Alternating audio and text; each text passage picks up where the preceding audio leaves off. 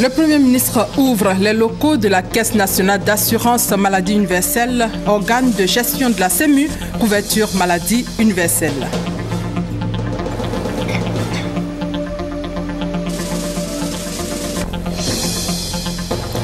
Les femmes d'Abengourou mobilisées autour de la première dame, 1500 d'entre elles ont reçu leur chèque FAFSI, fonds d'appui aux femmes.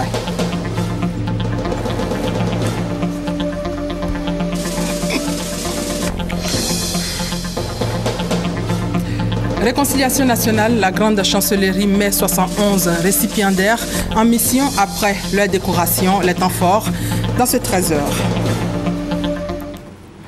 Bonjour à tous. C'est un magazine du dimanche qui va beaucoup intéresser les parents d'élèves, élèves et enseignants. Pour vous, il a été conçu une tablette, pas ordinaire, mais plutôt éducative. Ce cartable numérique a été conçu par un Ivoirien. Son nom, Thierry Ndoufou. Il est d'ailleurs notre invité ce dimanche. Mais avant, feuilletons les pages de l'actualité nationale, la couverture maladie universelle bientôt fonctionnelle en Côte d'Ivoire. Les locaux devant abriter la Caisse nationale d'assurance maladie, organe de gestion de la CEMU, ont été inaugurés donc par le Premier ministre. Compte rendu, Sidonie Davila Waka. Situé en plein centre de la commune du Plateau à Abidjan, le siège de la Caisse nationale d'assurance maladie CNAM, structure chargée de la gestion de la couverture maladie universelle, est maintenant opérationnel. C'est ici que se feront l'enrôlement des populations et le paiement de leurs cotisations, ce qui leur permettra de bénéficier des prestations de la CEMU. Le bâtiment inauguré ce vendredi par le Premier ministre, Daniel Kablan-Duncan, présente toutes les commodités d'un établissement de référence, rassure le ministre en charge des affaires sociales. La CEMU est instituée par la loi, la Caisse pour sa gestion. La CNAM est créée et mise en route. L'architecture informatique se déploie.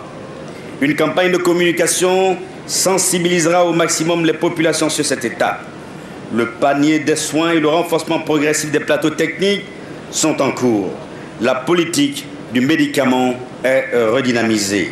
La couverture maladie universelle est un axe majeur de la politique sociale du président de la République, soucieux de faciliter l'accès aux soins de santé aux populations. L'ouverture de ce centre, souligne le Premier ministre Daniel Kablan-Duncan, est une étape importante dans la mise en œuvre de la CEMU. Son fonds d'investissement est entièrement libéré pour un montant de 5,1 milliards de francs CFA. Son conseil d'administration est installé, le président du conseil d'administration a été élu et le directeur général a été nommé. C'est par conséquent une structure fonctionnelle et parfaitement apte à mettre en œuvre les principes directeurs des régimes de la couverture maladie universelle. Mesdames et messieurs de la CNAM, je voudrais vous exhorter à beaucoup de responsabilités dans la conduite de votre mission. Vous avez la chance d'innover en mettant en œuvre, à partir de maintenant, un système dont rêvent de nombreux pays dans le monde et particulièrement dans notre sous-région. L'inauguration de son siège permettra à la Caisse nationale d'assurance maladie CNAM d'accélérer la mise en œuvre du projet couverture maladie universelle CEMU. L'enrôlement des populations se fera selon différentes catégories. Elles bénéficieront d'une carte individuelle d'assurés semi-intelligente avec des éléments de biométrie permettant de lutter contre la fraude. Et toujours dans le domaine de la santé, la 55e conférence annuelle des chirurgiens africains aura lieu à Abidjan le 1er mars prochain. Thème chirurgie, santé et développement. Cérémonie de lancement avec Patricia Oumouetia. Le Collège ouest-africain des chirurgiens, composé d'éminents spécialistes d'Europe, d'Amérique et d'Afrique, organise la 55e édition de sa conférence annuelle. La Côte d'Ivoire, qui accueille cette rencontre, sera honorée pour la 3e fois. Plus de 1500 personnes du domaine chirurgical sont attendues. Volet humanitaire et social, plusieurs pathologies seront traitées, avec 300 interventions gratuites. On va essayer de couvrir un grand champ de pathologies chirurgicales. On cible, en gros, 300 interventions. Ces interventions seront réalisées dans 2 hôpitaux. L'hôpital général de Port-Boué, pour ce qui est d'Abidjan, et l'hôpital protestant de Dabou. Au plan scientifique, c'est l'occasion de renforcer les techniques chirurgicales et donner la possibilité aux populations d'accéder aux soins. Lorsqu'on parle d'assurance maladie universelle, ça va de pair avec la qualité des soins et l'accessibilité aux soins de santé. Cet aspect de la santé qui va être mis en exergue au cours de notre conférence. Le volet touristique de cette rencontre va permettre aux participants de découvrir les richesses artistiques, environnementales et sociologiques de notre pays. Plusieurs destinations sélectionnées, notamment Grand Bassam et Bondoukou. Au thème de cet événement prévu du 1er au 7 mars prochain, des excursions seront organisées dans ces différentes villes pour permettre aux participants de découvrir la Côte d'Ivoire. Retour sur le séjour de la première dame dans l'indénié Djoablin. Dominique Ouattara a annoncé une très bonne nouvelle aux femmes. 1500 d'entre elles ont reçu leur chèque FAFSI, fonds d'appui aux femmes. La première dame a aussi fait don d'un important lot de matériel agricole, valeur plus de 336 millions de francs CFA. Viviane Aïmé. Les femmes sont venues de tout l'Indénié et de tout le Djoablin pour participer à cette grande rencontre avec la première dame de Côte d'Ivoire, Dominique Ouattara. La rencontre a eu pour cadre le stade Henri Konan Bédié d'Abengourou, devenu étroit pour la circonstance. Même si les femmes étaient les premières concernées, les hommes ont également répondu présents. Les plus illustres fils de l'Indénié et du Djoablin, les rois Nanamboa Kwasi III et Agnini Bilé II, ainsi que les élus et cadres de la région, ont pris part à cette rencontre. L'occasion était toute trouvée pour transmettre au président de la République le soutien de l'Indénié Djoablin et lui soumettre quelques doléances des plus urgentes. Madame la Présidente, les populations par ma voix vous demandent de traduire au chef de l'État notre infinie gratitude pour tous les projets en cours dans notre région, notamment la belle route qui est en cours de réhabilitation entre Adzopé, Abangourou et Agniblekro. Madame la Présidente, merci de traduire à votre illustre pour la reconnaissance infinie de ces populations pour avoir levé l'équivoque en confirmant dans son adresse à la nation la création de l'université d'Abangourou. Qui mieux que vous, madame, peut traduire au chef de l'État ces sentiments de reconnaissance et de gratitude? Madame la Présidente, nous vous souhaitons encore une fois à Kwaba. Vous êtes chez vous. Nous n'avons pas besoin de vous donner les clés de la ville. Je voudrais confier un message à Madame la Première Dame. Les populations de l'Indénié Djoablin, avec à leur tête Sa Majesté Nana Boakwasi III, Sa Majesté Nana Agnini Bilé II, voudraient par ma voix réitérer une doléance. C'est d'abord et avant tout souhaiter la visite prochaine du président de la République dans la région Indénié-Djoablin. Madame la Première Dame, les populations de l'Indénié-Djoablin vous demandent de bien vouloir dire à votre époux, donc, président de la République, qu'elle brûle donc d'impatience pour le recevoir, afin de lui traduire toute leur reconnaissance et leur gratitude pour les grands chantiers de développement ouverts tous azimuts en Côte d'Ivoire et singulièrement dans notre région. Mais en attendant de le recevoir, je voudrais vous demander de bien vouloir lui dire que les populations de la région Indénié-Djoablin, dans leur très grande majorité, soutiennent l'appel de Daoukro, lancé par son aîné Henri Konan Bédié. Elles sont déjà en ordre de bataille pour lui assurer une victoire éclatante aux prochaines élections présidentielles d'octobre 2015. La porte-parole des femmes de l'Indénié Djoablin, l'honorable Kuya Marguerite, épouse Tano, a traduit à la Première Dame la reconnaissance et l'estime des femmes de toute cette région pour les nombreux actes de solidarité et de générosité qu'elle a déjà eu à poser à leur endroit. Vos sœurs et filles de l'Indénié Djoablin, par ma modeste voix, vous disent qu'elles sont fières de vous, fières de votre engagement, fiers de votre combat pour leur émancipation, fiers de votre implication dans le processus de leur autonomisation. Mieux, fiers de votre amour et vos œuvres en faveur de l'enfant. Cette fois encore, pour cette nouvelle visite dans l'indénié Djuablin, la première dame est venue avec de nombreux dons destinés aux différents groupements de femmes à vocation productive et commerciale, également du matériel pour les lycées et collèges, les cantines scolaires, les maternités, les centres de protection de la petite enfance et pour les femmes handicapées physiques, plus 6 400 000 francs en espèces destinés aux différents groupes participants à la cérémonie, soit une donation totale d'une valeur de 336 400 000 francs. Mais ce n'était pas encore fini. 1500 femmes de la région, souscriptrices au FAFSI, le fonds d'appui aux femmes de Côte d'Ivoire, ont reçu leur chèque. La première dame promotrice de ce microcrédit, destiné à aider ses sœurs démunies à entreprendre des activités génératrices de revenus et à se prendre en charge, a exhorté les femmes de l'indénié Djuablin qui hésitent encore à souscrire au FAFSI. Aujourd'hui, ce sont plus de 1500 femmes qui vont bénéficier de la deuxième tranche de 150 millions que nous avons débloquée. L'enveloppe globale du FAFSI, à ce jour, sera donc de 200 millions pour la région de l'indénié Djuablin et profitera à 2000 femmes au total. Et vous bénéficierez tout aussi gratuitement d'une formation en gestion de projet. Et c'est sur cette note rassurante qu'elle a clos ses propos. Chère Majesté, chère notabilité et cadres de la région de l'indénié Djuablin, chers frères et sœurs, merci pour cette magnifique cérémonie, merci pour la chaleur de votre accueil. J'ai bien entendu votre doléance concernant la venue de mon cher époux et j'ai le plaisir de vous annoncer sa prochaine visite d'État dans votre belle cité. Il m'a demandé de transmettre cette bonne nouvelle à toute la population. Plaisir de se retrouver et d'être ensemble, la première dame et ses sœurs de l'indénié Djuablin ont donné libre cours à leur joie.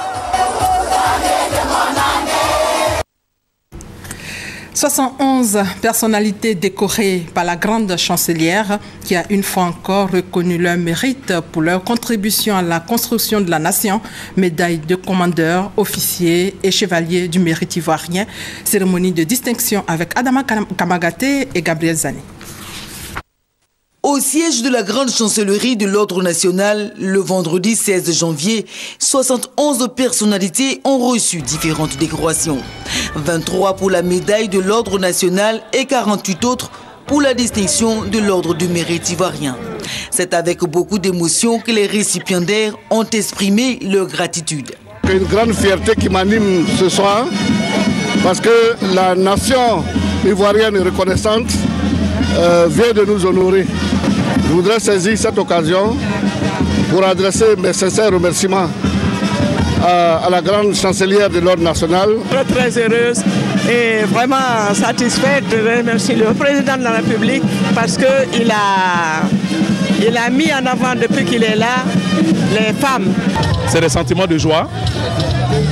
La grande chancelière a dit qu'un certain nombre de talents ont été découverts en chaque récipiendaire. Je pense que mon talent à moi n'est pas l'œuvre de moi-même, mais c'est l'œuvre de tous ceux et toutes celles qui m'ont accompagné dans la gestion de mes tâches professionnelles.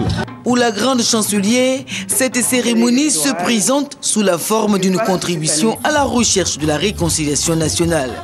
Chers récipiendaires, recevoir une médaille de l'Ordre national impute plus de devoirs que de droits. Désormais, chacun de vous a vocation à agir au quotidien pour la réconciliation dont notre pays a besoin et à laquelle il aspire. La réconciliation qu'il attend de nous tous. À la cérémonie, des acteurs de développement local dont le chef Niabé de Prépressou, l'honorable Marcelin Bédier, des docteurs et administrateurs, tous ont été distingués. Ces acteurs de la vie nationale méritent respect et reconnaissance, selon Henriette Dagri Dabaté, la grande chancelière. Le médiateur de la République, lui, veut réorganiser et redynamiser son institution au cours de cette année 2015. Il a dévoilé son plan à ses collaborateurs à l'occasion du Nouvel An, Ben Touré et Gabriel Zani. La règle est connue, quand une année meurt et qu'une nouvelle s'ensuit, c'est le moment de faire une pause pour le bilan. En 2014, le médiateur de la République a sillonné villes et villages en vue de mieux faire connaître l'institution auprès des populations. L'objectif étant de faciliter sa saisine. Nous avons eu, au cours de l'année écoulée, à traiter, disons, 150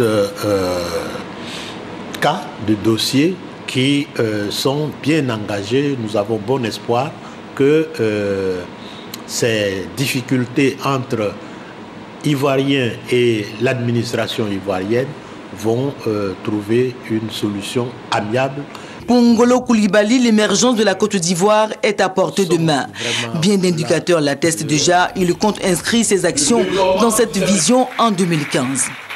Nous voulons en effet nous appuyer sur la jeunesse dynamique et entreprenante et non revendicative, cette jeunesse qui cherche à se faire valoir par le travail et dans le travail pour redresser l'institution. Créé en 2000, le médiateur de la République est une institution chargée de régler les conflits pouvant naître entre les populations dans l'ultime espoir d'éviter des procès longs et coûteux.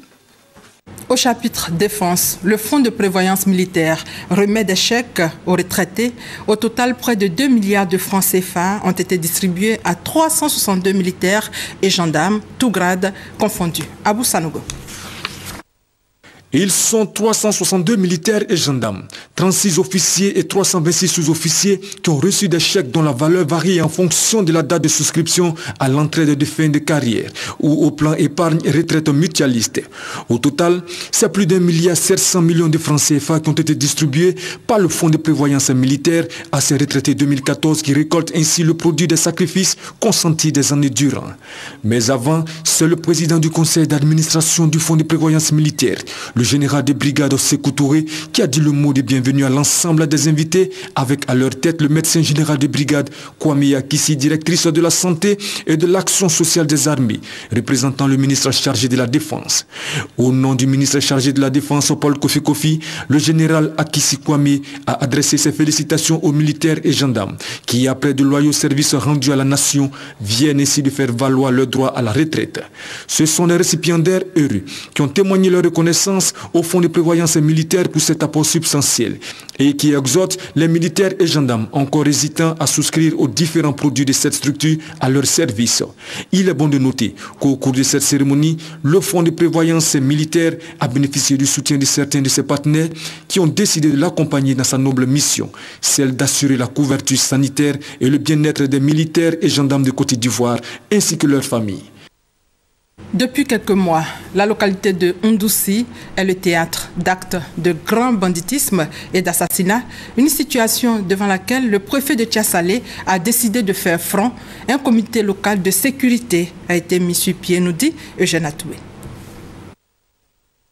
C'est tout Ndoussi que le préfet de Tiassalé appelle à s'engager dans la lutte contre l'insécurité. Élus, autorités traditionnelles, chefs de communauté et de quartier, ainsi que toutes les composantes des populations, doivent, selon le préfet Jules Gouissé, être des collaborateurs efficaces et responsables des forces de défense et de sécurité. Dans cette perspective, un comité local de sécurité avec mission de freiner l'insécurité et le banditisme à Ndoussi a été mis sur pied, présidé par le sous-préfet de Ndoussi, Mireille Edith Gouou. Ce comité, dans lequel figurent le maire et le commissaire de police de Tiassalé, doit informer sur l'évolution de l'indice de sécurité et coordonner les moyens et actions de lutte contre l'insécurité lors de ces réunions hebdomadaires. Il instruit la police à être davantage présente sur le terrain à travers des patrouilles motorisées et pédestres dans une localité qui aujourd'hui encore demande à être dotée d'un commissariat ou d'un poste de police. Ndoussi, quelques mois plus tôt, a été le théâtre de crimes, de vols et actes de grand banditisme. de sources policières. Plus de la moitié des affaires criminelles relevant du département de Tiassalé concernent la seule localité de Ndoussi. Dans cette petite bourgade à l'activité économique dense, appelée petite CEDEAO pour son cosmopolitisme, le banditisme et la criminalité connaissent une recrudescence auquel le préfet, avec la franche collaboration de toute la population, a décidé de faire front. En économie, après 4 années d'exécution, le projet d'amélioration de la compétitivité des entreprises ivoiriennes des secteurs d'exportation non traditionnels est arrivé à son terme. Pour marquer l'événement, le ministère de l'Industrie et des Mines et l'ONUDI ont organisé un séminaire pour présenter les résultats de ce projet qui rentre dans le cadre du PASSIR, programme d'appui au commerce et à l'intégration régionale. Guy Roger Nguessan et Honorine Aingori. Formation, assistance technique, regroupement de 30 entreprises en 7 consortiums d'exportation, équipement de laboratoire de normalisation. Voici entre autres les résultats du projet d'amélioration de la compétitivité des entreprises ivoiriennes des secteurs d'exportation non traditionnels après 4 années d'exécution. Les secteurs concernés par le projet, le manioc, le textile et l'anacarde, des filières qui se distinguent par leur capacité à créer de l'emploi et à se positionner sur le marché extérieur. Avec le PASSI, on dit, le programme PASSI, on nous dit, nous sommes professionnalisés. On a comparé nos produits aux produits étrangers, on a vu ce qu'il fallait améliorer. Je pense que ce n'est pas encore terminé, il y a encore beaucoup de choses à faire, mais on a fait quand même l'essentiel. Avec un financement de plus de 3 milliards de francs CFA de l'Union européenne, l'ONUDI, l'Organisation des Nations Unies pour le développement industriel, a exécuté ce projet dans le cadre du programme d'appui au commerce et à l'intégration régionale PASSIR.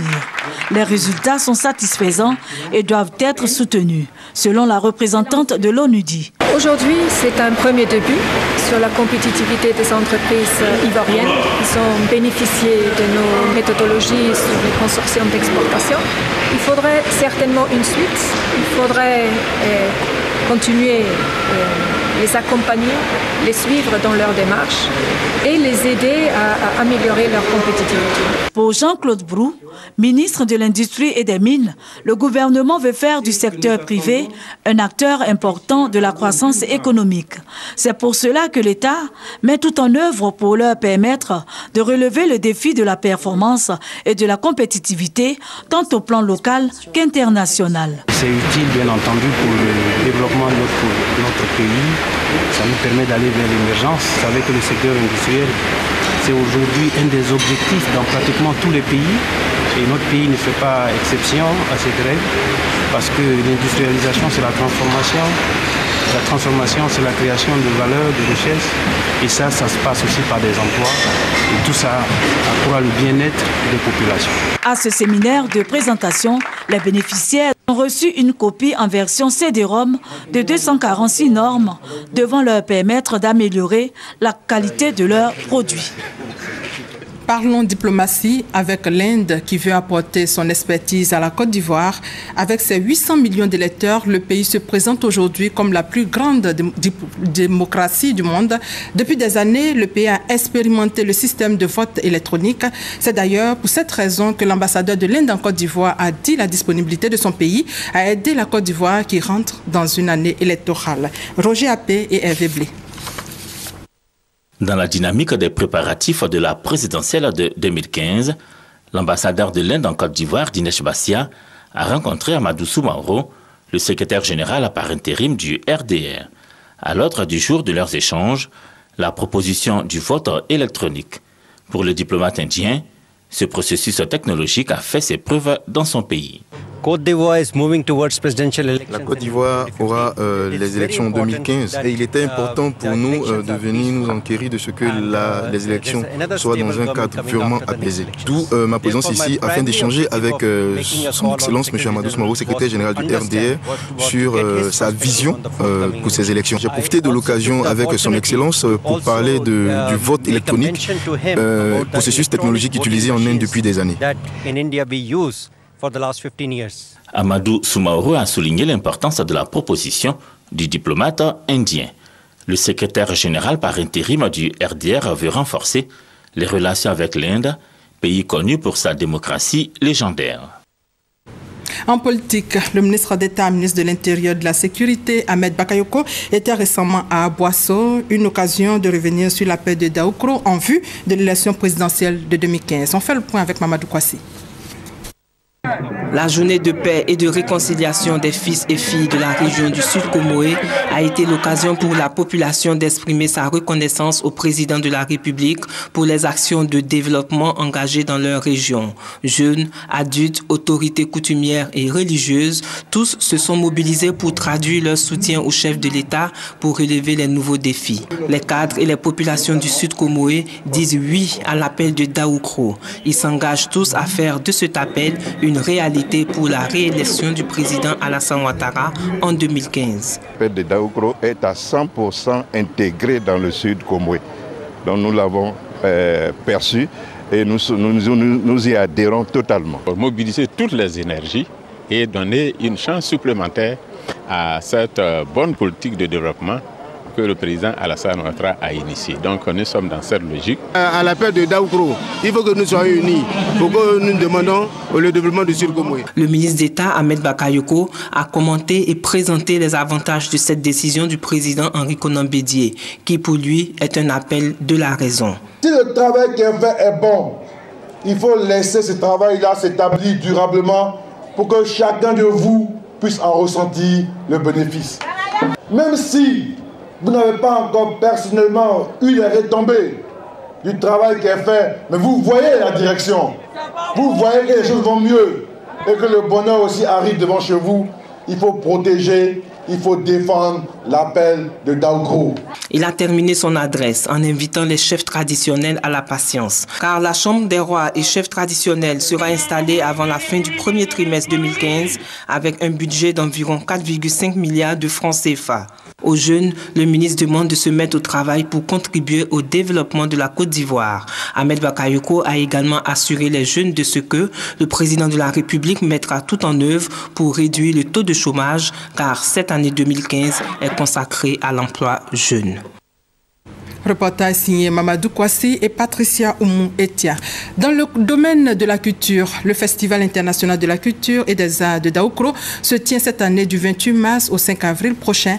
Les organisateurs sont à pied d'œuvre. La cérémonie de lancement a eu lieu au siège de l'UNESCO, un des partenaires de l'événement. Grand rassemblement de la culture, le FICAD 2015 accueille comme pays invité d'honneur la France et l'Afrique du Sud. 100 000 participants sont attendus. Le point avec Serge Kolia.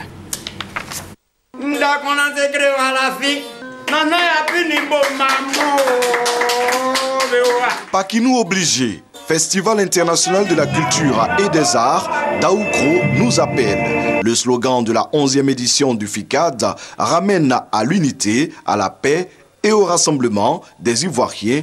En témoigne la présence de l'artiste Paul Madis de retour en Côte d'Ivoire après 4 années d'exil.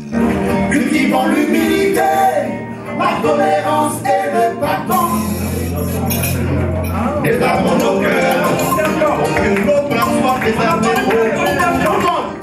L'événement de dimension internationale gagne en maturité et se présente comme une véritable vitrine de la culture baoulée, mais aussi des peuples divers de la Côte d'Ivoire. Grâce au festival, la région de Lifou reprend aujourd'hui, quand on parle de la période de Pâques, c'est l'effervescence. Pour l'édition 2015, le commissariat général a le soutien de plusieurs partenaires, notamment le ministère de la Culture et de la Francophonie à travers l'ONACSI, l'Office national du cinéma, et l'UNESCO qui a accueilli la cérémonie de lancement à son siège à Abidjan. Ces partenaires entendent s'impliquer de façon active à la grande satisfaction de l'initiateur du FICAD.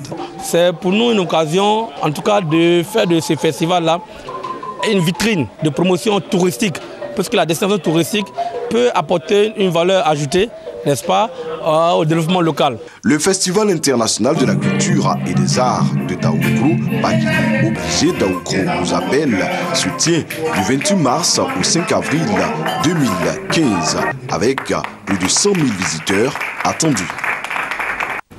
Dans l'actualité sportive, la CAN 2015 qui a démarré hier à Bata, la Guinée équatoriale et le Congo ont ouvert les hostilités. Les deux équipes ont coupé la poire en deux, 1-1. Après, place au match Burkina Faso-Gabon 2-0.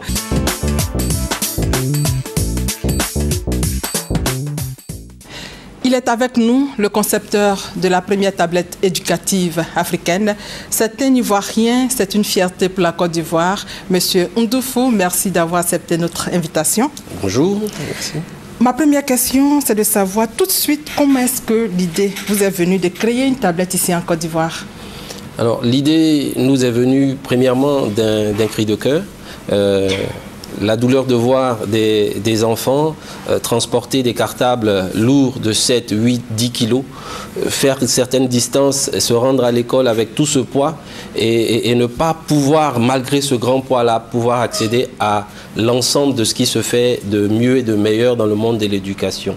Deuxièmement, c'est l'autre déclencheur un peu de cette idée, ça a été que les technologies ont apporté des choses très importantes, des révolutions dans le domaine de la santé, dans le domaine du divertissement, mais dans le domaine de l'école, le numérique était encore très peu utilisé. Et pour nous, avec toute la richesse que cela comportait, il était temps pour nous de faire entrer l'école à l'ère du numérique. Et vous étiez combien dès le départ à travailler sur le projet? Au départ, nous étions 3 à réfléchir et à travailler sur le projet, Armel Kofi et Bautier Paul-Émile. Et nous avons donc, à partir des différentes idées qui sont sorties de nos différents brainstorming, pensé à mettre en place un cartable. Un cartable numérique. Donc un cartable pas comme celui que nous connaissons, qui pèserait moins d'1 kilo, quelques centaines de grammes à peine, mais qui permettrait d'accéder à tout ce qui se fait de mieux en matière d'éducation. Vous avez eu l'idée, mais où la tablette a été conçue? La tablette a été conçue, nous l'avons marqué même sur nos paquets, avec amour à Cocody. Donc nous l'avons conçue ici en Côte d'Ivoire. Pourquoi l'appellation tablette éducative ou cartable numérique? C'est bon d'insister là-dessus. Alors, tablette éducative, parce qu'avant tout, c'est un objet électronique. Donc, c'est une tablette, pour ceux qui savent ce que c'est. Et nous n'avons pas voulu faire une simple tablette, comme on connaît, comme le grand public connaît. Nous avons voulu faire quelque chose qui soit entièrement dédié à l'école, entièrement dédié à l'apprentissage et à l'éducation, d'où l'appellation cartable. Cartable numérique, parce qu'on trouve dans cette tablette, on trouve des livres, mais numérisés, dématérialisés. On trouve des outils pour prendre des notes. Et puis, on trouve des fiches de cours numériques et interactifs. C'est ce qui vous distingue des autres tablettes? Exactement. C'est ce qui nous distingue des tablettes qu'on trouve sur le marché. C'est donc une première tablette éducative africaine pour révolutionner le système éducatif. Présentation de la tablette avec Sita Soro et Franck Kwadjo.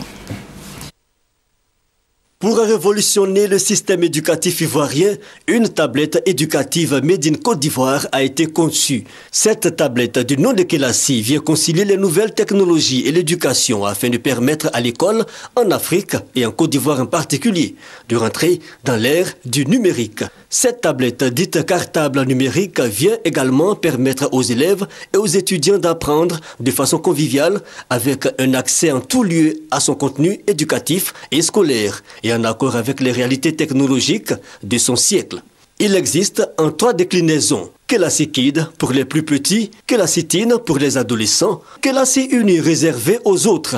Pour son concepteur avec Kelassi, l'accès au site internet réservé aux adultes est interdit, contrairement aux tablettes ordinaires. Ceci pour permettre aux enfants, élèves et étudiants de se consacrer uniquement aux études. Ce sont plus d'1 million de sites qui sont concernés par cette restriction. Comme caractéristique, cette tablette pèse moins qu'un cartable de 600 grammes. Elle est dotée d'un écran de 8 pouces avec 16 millions de pixels permettant la clarté des livres et 16 gigaoctets d'espace de stockage. Pour la rentrée académique 2015 à 2016, le concepteur compte pouvoir étendre la tablette Kelassi à d'autres pays. Pourquoi Kelassi? C'est original. Le nom Kelassi vient de la prononciation du mot classe, relatif à la salle de classe. Par nos grands-parents, on dira. C'est classique, comme dirait un parent baoulé. C'est un produit made in Côte d'Ivoire, un produit baoulé. Donc, comment cette tablette fonctionne? Alors, vous avez là une tablette, vous allez nous faire une démonstration? Exactement. Donc la tablette dont la taille a été suffisamment étudiée pour tenir entre de petites mains comme entre de grandes, fonctionne de façon très simple. Il y a sur cette tablette 2 sessions, une session pour le parent et une session pour l'enfant. Donc le parent définit les usages possibles, les heures auxquelles on peut l'utiliser, est-ce que l'internet est autorisé ou pas, et une fois qu'il a fini son paramétrage, on dira, il le donne à l'enfant qui peut accéder, on le voit ici, à un ensemble de livres qui sont déjà dématérialisés. Donc on dira, les manuels scolaires sont accessibles par cette tablette. Je prendrai par exemple le cas d'un livre de géographie, hein, on le verra là, donc le livre de géographie de CE1 qui a été dématérialisé, et contrairement au livre physique, nous avons la possibilité, depuis le livre déjà, de rajouter des éléments multimédia, des éléments vidéo, des éléments audio, pour véritablement plonger l'enfant dans ce qu'il apprend. Donc par exemple, ici un cours sur la Côte d'Ivoire, on a intégré dans le cours une vidéo de Côte d'Ivoire Tourisme qui présente un peu les richesses de la Côte d'Ivoire. Ainsi, l'enfant ne va plus seulement regarder que des images fixes qu'il y a dans le livre papier, mais il pourra véritablement s'immerger dans le cours, être davantage engagé et puis être heureux d'apprendre. Moi, je prends un cas pratique. Hein. J'ai 5 ans, je suis au CP1. Comment je peux accéder à votre tablette? Ok. Alors, c'est aussi tout aussi simple. Hein. À 5 ans, on a certains réflexes qu'on commence à construire, et la tablette est faite de façon à ce que même un enfant qui démarre à sa phase d'apprentissage puisse, avec ses doigts, juste avec un toucher de doigt, accéder à ces livres. Je prendrai le cas ici du livre de CP1, par exemple, de français, qui a été dématérialisé. Vous avez tous les livres dedans, c'est ça? On a une bonne partie des livres déjà que nous avons dématérialisés. D'accord. Voilà. Donc l'élève accède à sa tablette. Avec son petit doigt, il appuie un bouton qui lui montre sa bibliothèque et il pourra reconnaître les couvertures des différents livres qu'il a utilisés. C'est une tablette éducative. À quel cycle est-elle donc destinée? Vous avez parlé de CP1. Alors c'est une tablette qui est destinée à tous les apprenants, on dira depuis le CP1, effectivement, jusqu'à l'université. Jusqu'à l'université, elle se décline en 3 tablettes. Une tablette pour les plus petits. On l'a entendu tout à l'heure dans le reportage. Voilà, et puis une tablette pour les collégiens, lycéens, et une autre pour les universitaires. Mais pensez-vous qu'elle soit adaptée à nos besoins? Je pense que nous, en Afrique, ici, en Côte d'Ivoire, nous avons vraiment intérêt à partir à l'école numérique. Le gouvernement de Côte d'Ivoire l'a compris et a lancé un vaste programme appelé e-éducation, parce que le gouvernement connaît mieux est mieux placé pour savoir quels sont les réels besoins de la population. Et le gouvernement a estimé que l'éducation numérique ou le numérique dans l'école était l'une de ses priorités, et elle a lancé le programme e-éducation. Donc on s'inscrit, nous, dans cette lancée. Vous pensez que tout le monde peut avoir accès à votre tablette? Je veux parler du coût. Alors, côté accessibilité, nous pensons que l'éducation de qualité n'a pas de prix. Si nous voulons donner toutes les chances possibles à nos enfants quand ils finiront leur cycle scolaire, il est bon d'investir dans l'éducation de qualité. Si nous pensons que la santé des enfants est quelque chose d'assez important, si nous voulons leur éviter des maladies de dos, de poitrine, du fait du lourd poids du cartable, je pense qu'on ne devrait pas lésiner à investir. Donc pour nous, c'est un investissement, l'éducation. Et donc, on peut faire l'effort, à partir du moment où on a compris cela, d'accéder à cette tablette, à cet outil. Comment se fait aujourd'hui la collaboration avec le ministère de l'Éducation nationale concernant votre outil? Oui, alors pour ça, nous voulons d'abord, encore une fois, saisir l'occasion et dire merci à Madame le ministre de l'Éducation nationale qui nous a reçus dès qu'elle a eu vent de l'innovation et avec lesquels nous avons eu beaucoup de séances de travail. Donc, on dira que le ministère de l'Éducation nationale, au travers de ses structures spécialisées, nous accompagne dans l'implémentation de pilotes que je crois on verra très rapidement devenir réalité. Est-ce que la tablette ne va pas contribuer à la tricherie en classe? Bon, nous croyons tout au contraire que non, que grâce aux technologies que nous avons intégrées dans la tablette, le maître, l'enseignant, aura en quelque sorte un don d'ubiquité. À partir de sa tablette, nous lui avons intégré un outil où il voit tout ce qui se passe en temps réel sur les tablettes des élèves. Donc à partir de ce moment-là, il peut voir qui fait quoi et puis justement arrêter celui qui aurait l'intention de tricher. Nous avons des outils pour lutter contre la tricherie à l'intérieur. Donc vous pensez que votre tablette a sa place dans le système éducatif?